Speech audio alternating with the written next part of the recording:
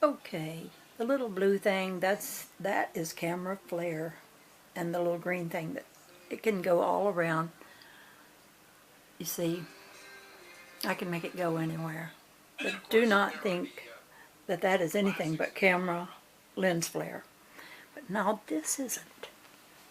Here's my marbles all hot glued together. There's my LED light. And now I'm going to take my focus and go up into the shiny spots of light on the glass.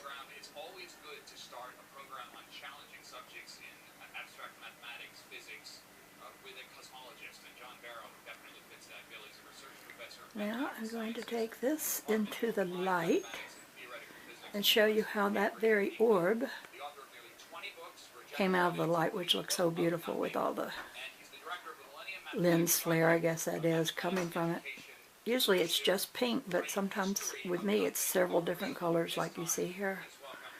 There's green in there and other colors as well.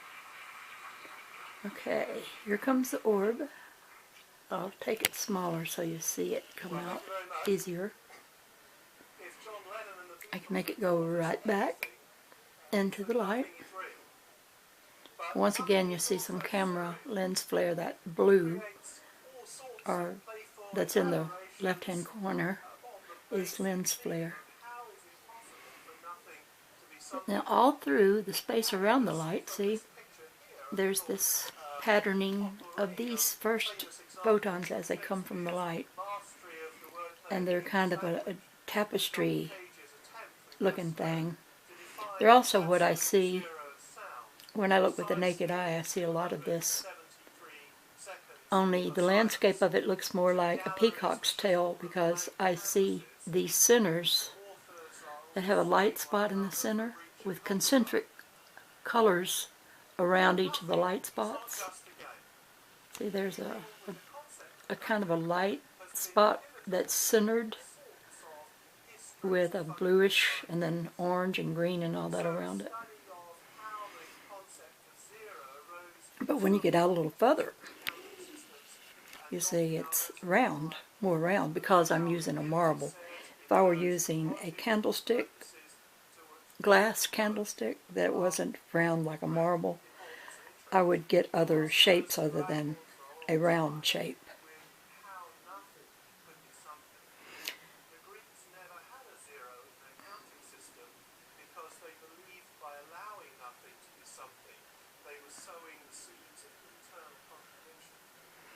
As I move the camera about, I just see more and more of this landscape that has the little circles with concentric circles around them of colorful things. But when I'm looking with the naked eye, I see this from another view. It's not sidewise so much as you see it here. It's like I were looking down on it and I was seeing a big expanse of it all at once. It looks so much like a peacock's tail to me. The way that the little centers of a white light are kind of spaced. It looks like a peacock's feathers, which I admire so much, of peacock's feathers.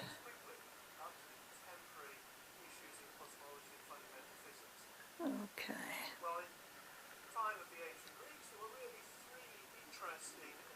Now, I don't know how anyone could say this is caustics. I just don't get it. The ones who say that haven't looked at very many of the things I photograph and film. Or if they did, I think they could not continue to believe it to be caustics.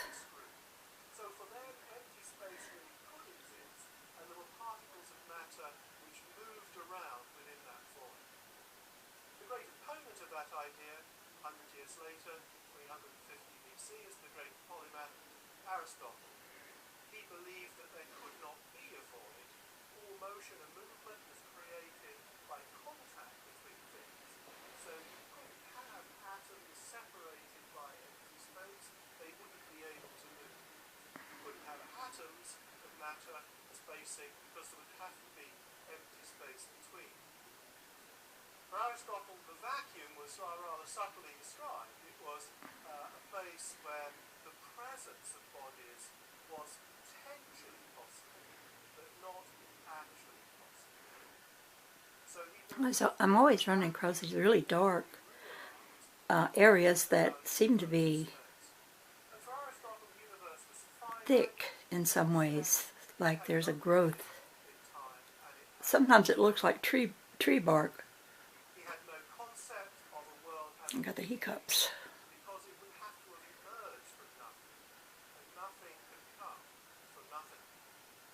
The third picture was a Stoic picture. Nothing can come from nothing. But what we call nothing isn't the nothing that we think of nothing as being. Continuous ethereal fluid which was everywhere. The subtlety of a Stoic Ethereal fluid that is everywhere. Well, sometimes this looks like I'm listening to, in the background, to someone talking about this sort of thing I'm looking at, I think. And I find it very fluid-like often.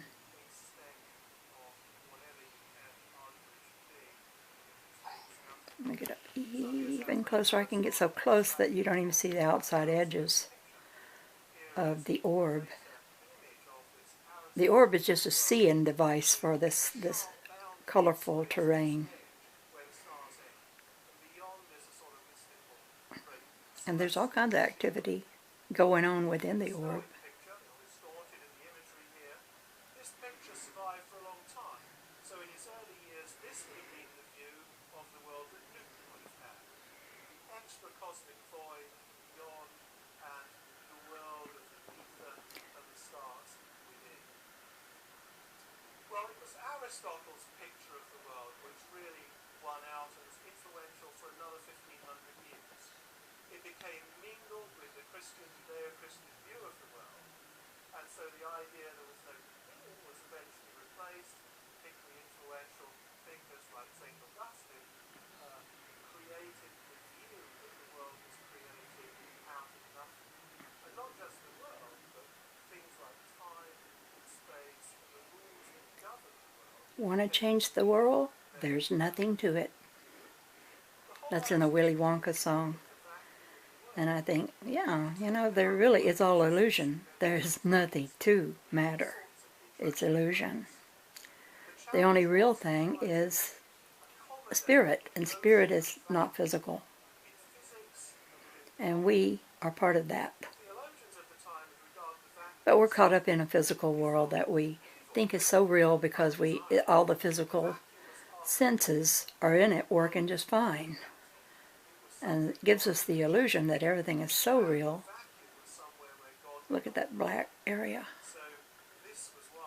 I'll travel around looking at that a little better. It extends quite a ways. But see this orb right next to it? It's not showing that little world.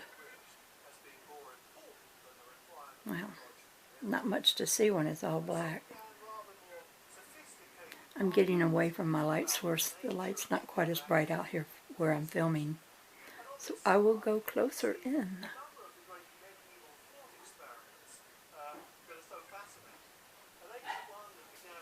Every color of the rainbow there.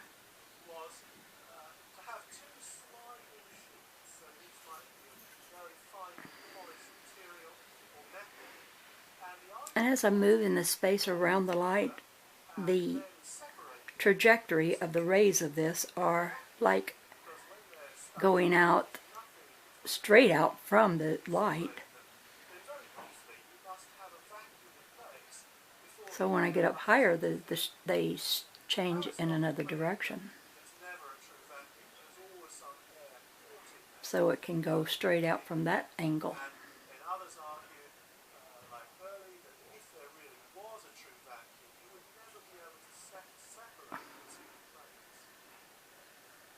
I'm going to come back down.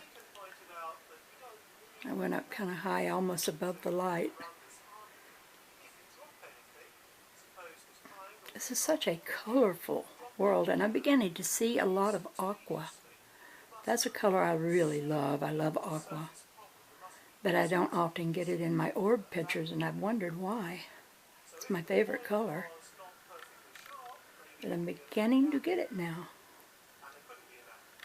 So back and forth went arguments about whether it was possible to create a vacuum, whether you could do it just temporarily if it was unstable and quickly filled. And some people like Berkeley introduced this unusual concept that there was what he called a celestial agent. There was a force in nature that always acted to stop the I really wish I could get quantum physicists interested in looking at this, challenge this type of idea. because for one thing, I have some knowledge of metaphysics, and I do know that what is in the very biggest is in the very smallest. It's the as above, so below principle. So if you can understand things that operate in the microscopic, that same principle works in the macroscopic. Infinities never form in the collapse of matter in the universe. They're always closed by black holes, so that you can never see them from outside. And he called this the principle of cosmic censorship, that singularities, infinities, can never be viewed from the outside. Very reminiscent of this celestial agency of the Middle Ages. Well, this was the Now I'm going over to the right, so the rays are pointed in a different direction. And I'm running into dark light that comes from the light source. See, there's the light source there, but every now and then, when the light that comes out from the light source sends out dark light, I've run into it right here, you see. If I get up higher, I might get into light again. And I did in that. Coming back down again.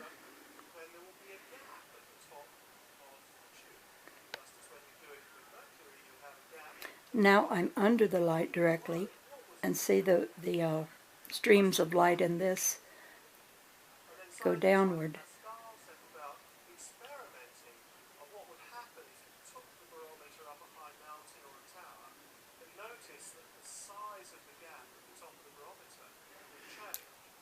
All different kinds of glass objects, which I use when looking at the light, will throw the light into different configurations, because the light travels through the glass, letting me see what I think is in empty space. But it also shows how light moves, because with different kinds of shapes of glass, I get different movements of the orb, until it sometimes doesn't even look like an orb. It looks like something else. Another dark spot I'm running into right there. So I go up, and it starts being dark there. And I'm still within range of the light. Let me see if I can see that with putting it all real small. Okay, that's a little too small. Okay, I go up, and there it is. There's the dark, the deep end.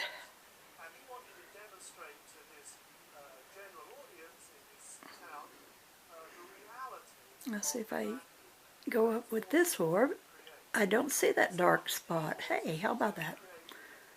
I learned something now that I didn't think to look at before, because it was in this one that when I get up about here, I run into the dark. Okay, come over here to this orb, go up again, like I did with the other one, and I don't run into the dark. I'm going up quite a bit further, but now there's getting to be a lot of dark in this. A lot more dark color. It's all very strange.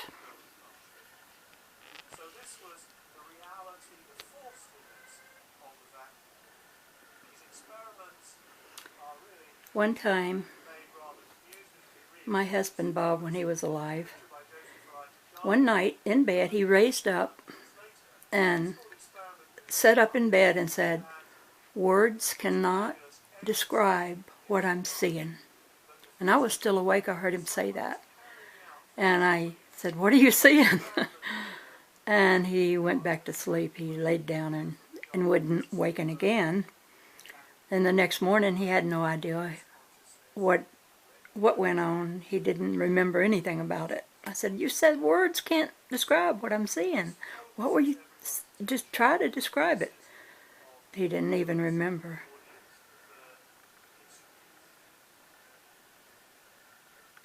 But he said it so matter-of-factly when he raised up in bed. And I was so curious. And now it's happening to me. I see things that's hard to describe with words, but I can show it with this camera. However, some of the things that I see that the camera won't show, well, you just have to take my word. I'm seeing something that's indescribable almost. I can't even think of trying to do a drawing or a painting to show it because it's so complicated. I would have that same attitude. Drawings cannot show what this is. I do wish I could capture with the camera what I see with the naked eye. But so far, I haven't. That could change, because as I keep doing this with the light, I'm finding that more and more gets revealed to me. So it evolves. It's an evolving thing. And I'm almost out of time, so I'm going to end this. This is the Dove Lady, over and out.